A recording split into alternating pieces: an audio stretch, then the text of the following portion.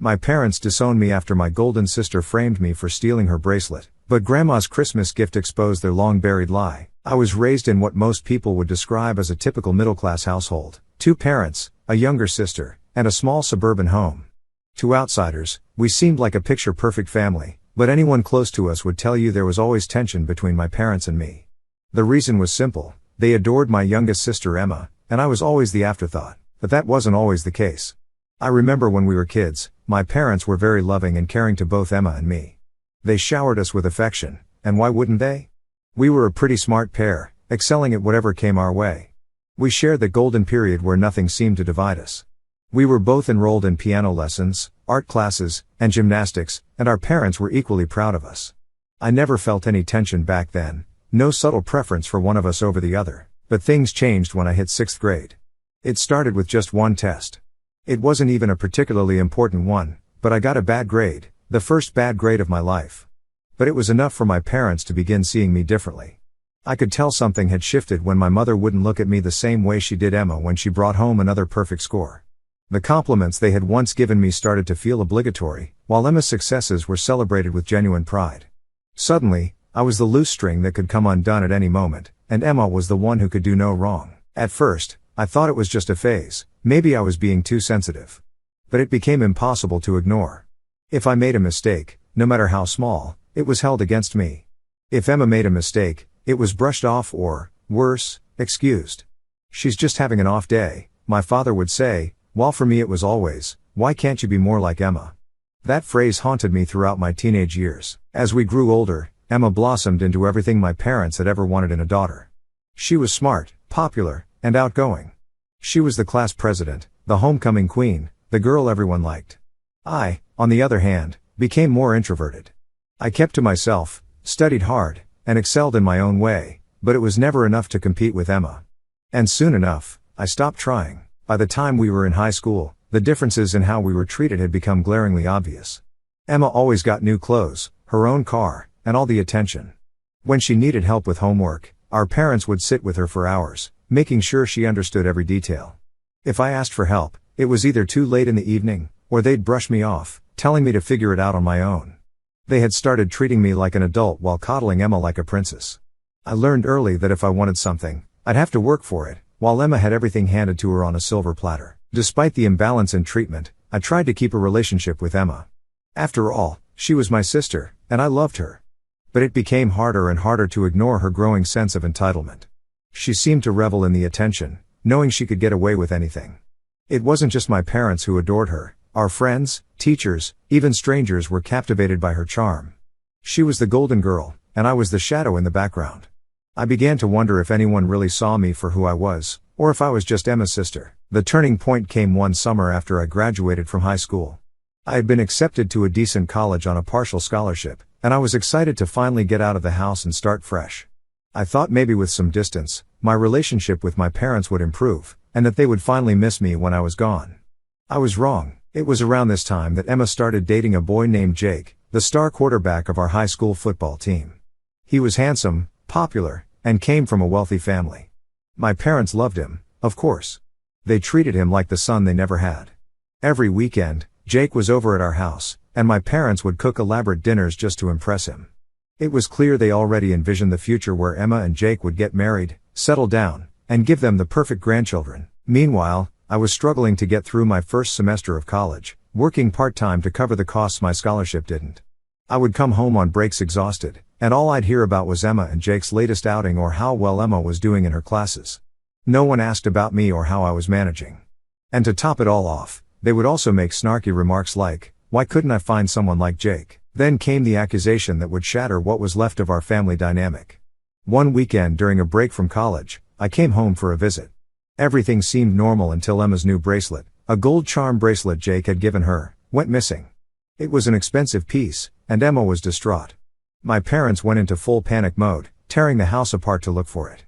When they couldn't find it, Emma suggested that maybe I had taken it. At first, I thought she was joking, but she wasn't. She said she had seen me admiring the bracelet the night before and implied that I might have taken it out of jealousy. I was furious. I hadn't touched her bracelet. I hadn't even thought twice about it. But my parents didn't hesitate. They believed her without question. I protested, of course. I swore I hadn't taken anything, but my parents wouldn't listen. They were convinced I'd stolen it out of spite. My father even said something along the lines of, "We always knew you were jealous of Emma." That hurt more than anything they had ever said before. It was like all those years of trying to win their approval, of trying to be a good daughter, had meant nothing. They gave me an ultimatum: return the bracelet or leave the house. I couldn't believe what I was hearing. I had no proof of my innocence, just my word. But that wasn't enough for them. They had already made up their minds. So I left. I packed my bags, walked out the door, and didn't look back. I cut all ties with them. I didn't have a choice. I couldn't stay in a house where I was treated like a criminal for something I didn't do. I found a friend to stay with until I could get back on my feet, and that was the last time I spoke to my parents for years. In the years that followed, I struggled without my family's support. I had to figure everything out on my own. I juggled school and work, barely scraping by. There were days when I thought I wouldn't make it, but I did. I graduated, found a decent job, and slowly started building a life for myself. Meanwhile, I heard through mutual friends that Emma was thriving. She and Jake were still together, and she had landed a cushy job at some marketing firm my father had helped her get into. It seemed like nothing had changed for them. They were still the perfect family, minus me. 5 years passed before I heard from my family again. I had to build my life from ground zero. The only person to offer me any sort of help and moral support was my grandma, my dad's mother, to be exact. Anyway, out of the blue, I received an invitation to my grandmother's Christmas dinner. I was surprised, to say the least. My grandmother had always been the one person in the family who treated me fairly, even after everything that had happened. She would send me the occasional birthday card or text to check in, but she never brought up my parents or tried to convince me to reconcile with them. So when I got the invitation, I wasn't sure if I wanted to go. But something inside me told me I should. When I arrived at the dinner, it felt like stepping into a time capsule. My parents, Emma, and even Jake were there, along with a few other relatives. The tension was palpable. My parents greeted me stiffly, and Emma acted like nothing had ever happened between us. It was as if they expected me to forget the past and play along with their perfect family act. The night was uncomfortable, but I got through it. Then, towards the end of the evening, my grandmother started handing out gifts. I wasn't expecting anything particularly significant, but when I opened the box, my heart nearly stopped. Inside the box was an old family heirloom, a gold locket, something that had been passed down for generations. It wasn't just any piece of jewelry. Whoever inherited this locket was considered the rightful heir to the family's assets. Grandma had received it from her father, and now she was passing it directly to me, skipping over her son, my father, and all the other grandchildren, including Emma. It was a symbol of more than just tradition. It meant that one day, everything my grandparents owned, their house, their land, their savings, would be mine. I could see my parents' faces go pale when they realized what had just happened. Emma, who had always been the golden child, sat there in stunned silence. My parents quickly shifted gears, trying to hide their shock with forced smiles, but I could feel the tension in the room. The rest of the dinner was awkward, and soon after, my parents pulled me aside. Suddenly, they were apologetic, as if all those years of neglect and unfair treatment could be washed away with a few kind words. They brought up how Emma might be getting married soon and how they wanted me to be part of the family again, for her sake. But I knew better. This wasn't about family or love. This was about money. The heirloom had always been a big deal in our family, and now that I had it, they knew I would be the one inheriting everything that came with it. They weren't concerned about fixing the relationship because they cared about me. They were worried about what they stood to lose. My father even said, in a tone that felt more like a warning than an offer, that they were willing to forgive me for everything and start fresh. It was as if they had forgotten who had wronged whom in the first place. Other relatives chimed in too, urging me to be reasonable. They kept saying that family is everything and that I should be connected with them no matter what had happened in the past. I could almost hear the cliches lining up: sharing is caring, blood is thicker than water, and you don't want to be alone. Now, even though it's very clear what I should and should not do, all this pressure has got me overthinking this whole scenario. Did I want to be a part of this family again, knowing they only valued me because of what I now possessed? Could I forgive them, knowing that their sudden interest in me was born out of self-interest? Do you guys have any suggestions on this? If yes, I could really use some. After the Christmas party, I went back to my apartment feeling overwhelmed. It was hard to process everything that had happened. I tried to avoid my parents and relatives as much as possible for the rest of the evening, but their attempts to get close to me were relentless. My parents kept throwing guilty glances my way, and Emma wouldn't stop smiling at me as if we were suddenly best friends. But I knew their intentions were less about family and more about the family assets that were now tied to the heirloom I had been given. Their behavior only made me want to distance myself further. The next few days were spent in deep thought. I realized I needed to have a proper conversation with Grandma. The locket was important, not just symbolically but practically. It meant I would inherit the family's assets. That wasn't something I was actively looking for, but now that it was on my plate, I needed clarity. I wasn't ready to be tangled in family wealth and legacy without understanding what it all really meant. When I met with my grandmother, I was still nervous about bringing up the subject. I thanked her for trusting me with the heirloom, and then I asked her directly what it all meant. I wanted to be transparent. I didn't want the family assets if it was going to drag me back into the chaos I had worked so hard to escape. I would use it responsibly if it came my way, but it wasn't my priority. Grandma listened patiently and then told me something I hadn't fully understood before. She had been watching everything unfold for years. She had seen how the family had grown distant from her, especially after my parents and I had our falling out. She explained that she knew the family dynamics were messed up and that I had been unfairly treated, particularly by Emma and my parents. She even knew about how I had struggled to support myself while in college, working multiple jobs just to stay afloat, while Emma was always given a free pass. Grandma explained that she hadn't interfered all these years because she believed people needed to live their own lives. But when she saw how things had turned out, how I had been mistreated yet still managed to build something for myself, she knew that her assets needed to be passed on to someone responsible, someone who would not just take it for granted or squander it. And that's why she chose me. She had already made a will, and my name was on it. I was surprised by her honesty. It wasn't just about the heirloom anymore, it was about trust. Grandma believed I would handle everything with care, and that responsibility felt both heavy and important. She assured me that this wasn't about rewarding me for what I had gone through but about placing the family's future in hands she knew would do right by it. And as much as it felt strange to suddenly be the one in this position, I couldn't help but feel a sense of validation. All those years of being the forgotten daughter suddenly didn't matter. Grandma had seen the truth, and that meant more than anything. However, even though this cleared up a lot, it also complicated things.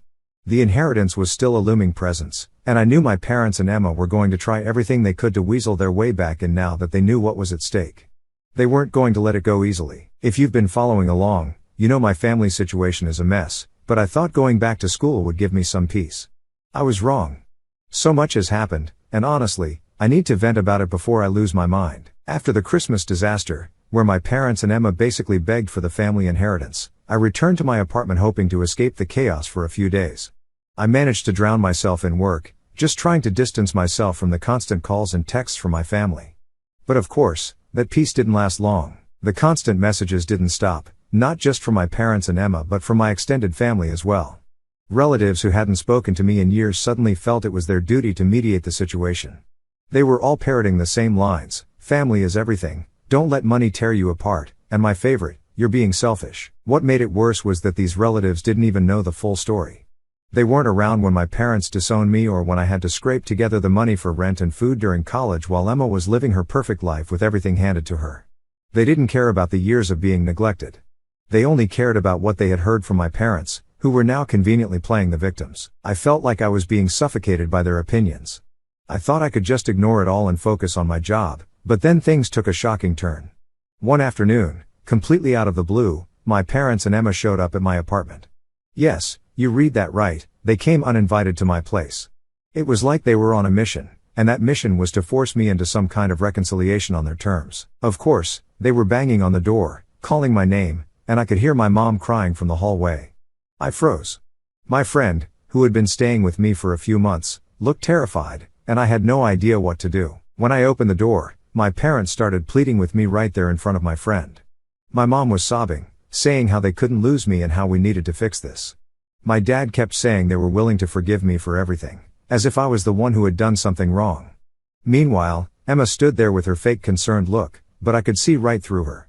She was less interested in reconciliation and more worried about what would happen if I didn't agree to share the inheritance. I tried to keep things quiet, whispering to them that this wasn't the place or time to have this conversation, but they weren't listening. My mom practically pushed past me, trying to get into the apartment, while my dad stood in the doorway, refusing to leave. They kept talking over me, saying how Emma would get married soon and how the family needed to be whole again before that happened. They made it sound like I was the one tearing the family apart, all while trying to force me into agreeing to give up part of the future inheritance that, mind you, I don't even officially have yet. The whole scene was humiliating. My neighbors started coming out of their rooms, watching the chaos unfold. I was trying my best to handle it quietly, but the longer they stayed, the the louder they got. My mom was on her knees, begging me to forgive them, while Emma stood there looking smug, like she knew they'd wear me down eventually. I was trapped, and I had no idea what to do. I tried telling them to leave, but they weren't budging.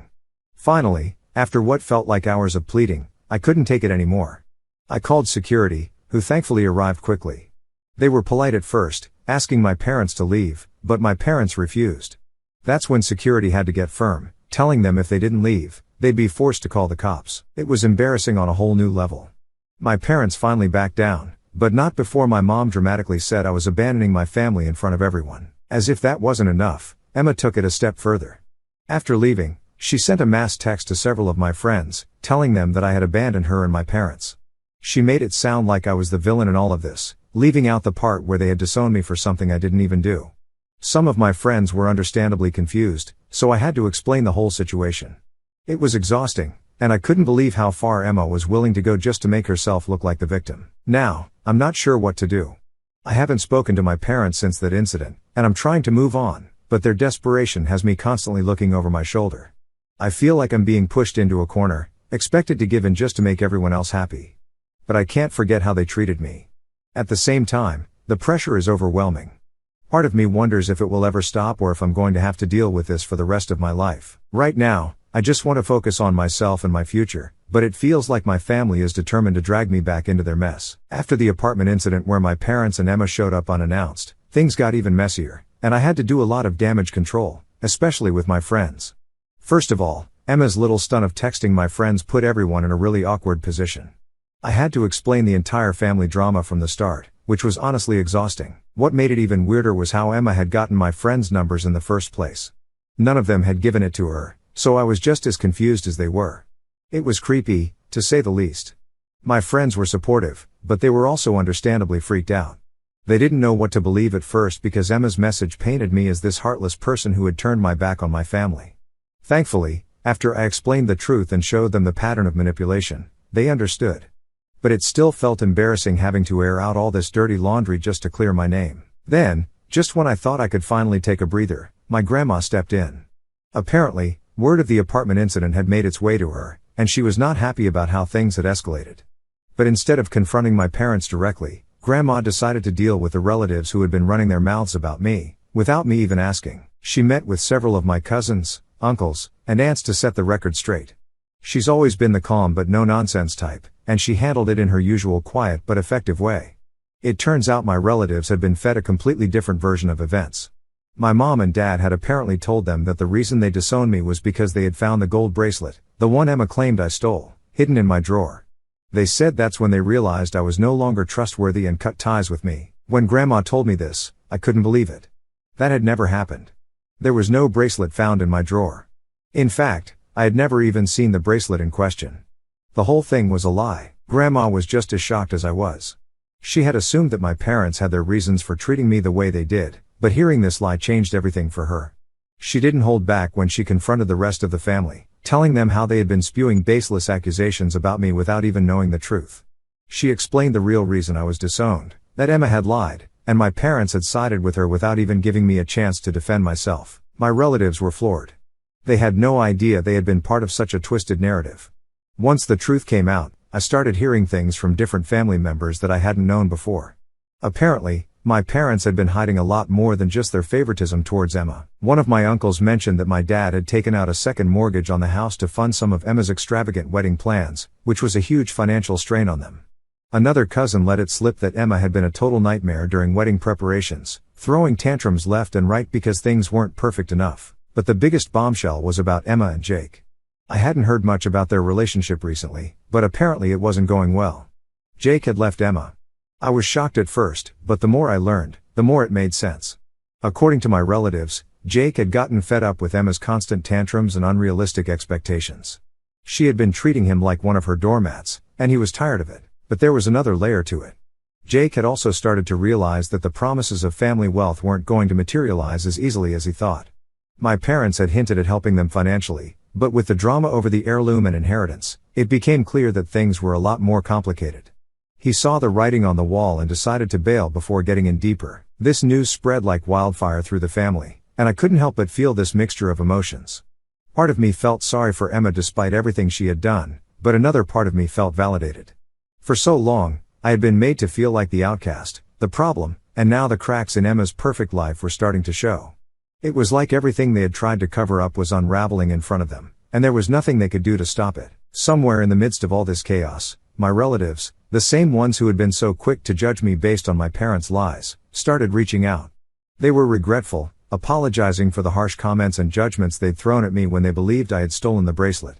It was strange seeing their sudden change of heart. Now that the truth was out, they kept asking for forgiveness, telling me they only wanted what was best for the family. But honestly, after everything, I wasn't sure I wanted anything to do with them anymore. I couldn't help but think, if it was this easy for them to turn on me based on nothing but a story, what was stopping them from doing it again? If my parents had been able to so quickly switch their opinions in the past, siding with Emma and disowning me, what guarantee did I have that they wouldn't do the same thing if another situation came up? It felt like I was always going to be walking on eggshells around them, constantly wondering if their loyalty to me was genuine or just convenient. For now, I'd rather take a break from all of them and focus on myself. Let them deal with their own mess without dragging me back into it. After all of this, my parents also reached out again, but this time their tone was different. They were no longer demanding or guilt-tripping me, they were almost apologetic. But I could see through it. They were still focused on the money, still hoping to smooth things over just enough to get their hands on the future inheritance. They didn't care about mending our relationship for real. They cared about keeping up appearances and securing financial stability, especially now that Emma's future wasn't looking as secure as they had hoped. I haven't responded to them, and honestly, I'm not sure I will. This entire experience has been a harsh reminder of how toxic my family can be, and I'm not ready to open that door again, even if they come bearing apologies. For now, I'm focusing on myself and the future I want to build on my own terms, without the baggage of their manipulation and lies hanging over me.